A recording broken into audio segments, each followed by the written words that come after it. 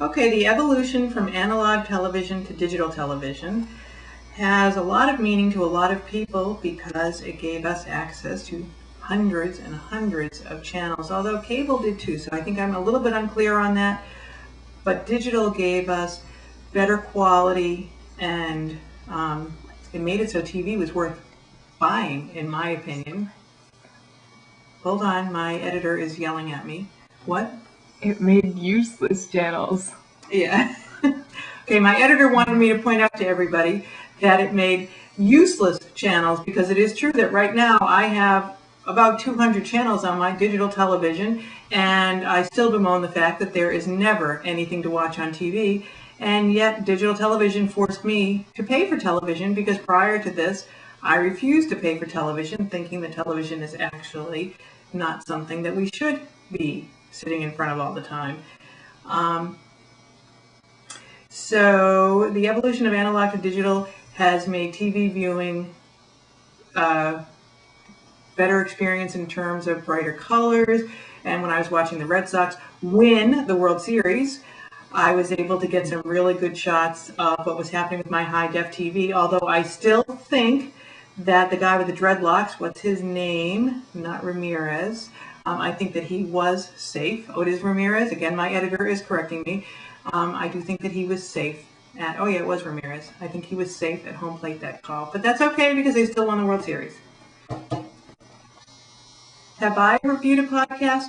Yes, I have, because the school librarians at Syracuse City School District are working very hard to take advantage of Web 2.0, and one of the librarians has podcasts of book reviews on her website, and I have taken an in-service on podcasting, but I have to say you get what you pay for, and because in-services through my school district are free, what I learned to do in 4 hours was basically look at how everybody else figured out how to do a podcast and look at mine looking like a piece of junk.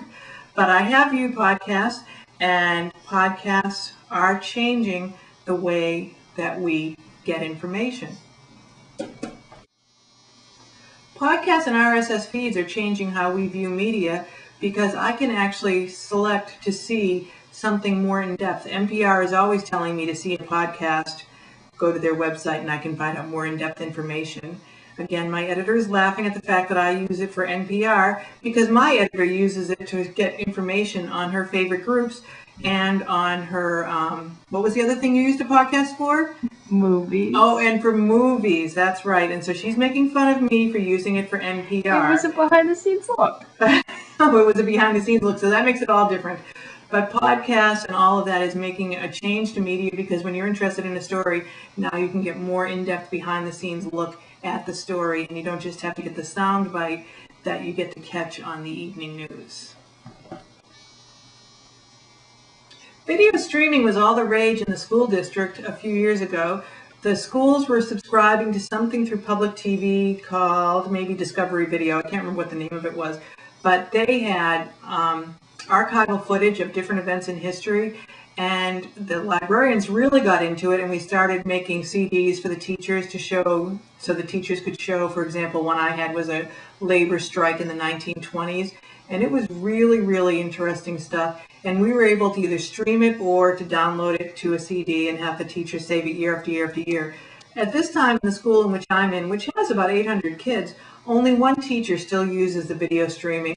The others, either they were just slow to convert, so they were never all that interested, and it's too bad, because video streaming is actually an excellent way for students to learn about a time period. Because when you show an entire movie in a class, like let's say you have a 60-minute block, and you spend that whole 60 minutes watching a movie, the kids really disengage very quickly. It's hard to believe, because we're so proficient at watching television and movies, but they really do. A lot of them use that time with the lights off to just fall asleep.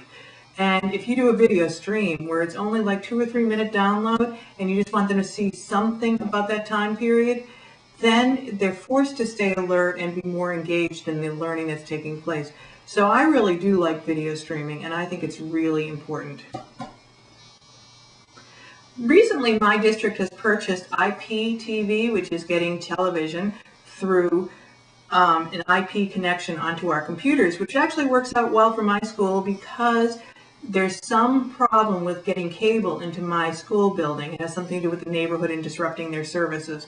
So we have IPTV, but again, so far nobody has really taken advantage of it. And the other day I went to the different stations that we're getting.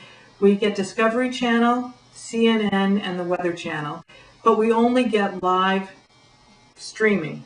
So the trouble with that is that we're right back to where we used to be.